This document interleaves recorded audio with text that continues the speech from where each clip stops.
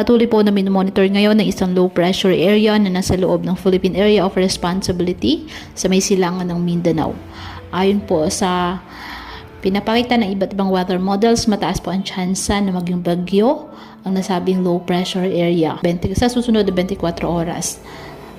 At kung sakaling maging bagyo, ayon sa Pag-asa, papangalan itong bagyong Henry. At inaasang tatawid ito ng Eastern Visayas, Bicol Region, Mimaropa at Calabarzon. Kung maging bagyo, bago tumawid ng kalupaan, asahan ang pagtaas po ng tropical cyclone wind signal sa mga nasabing lugar.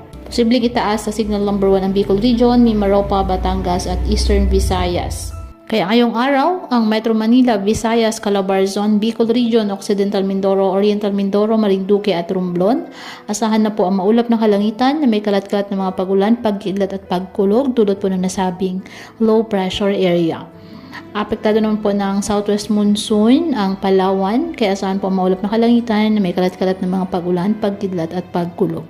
Ang nalalabing bahagi ng bansa, apektado po ng mga localized thunderstorms. Patuloy po na mag-ingat and God bless.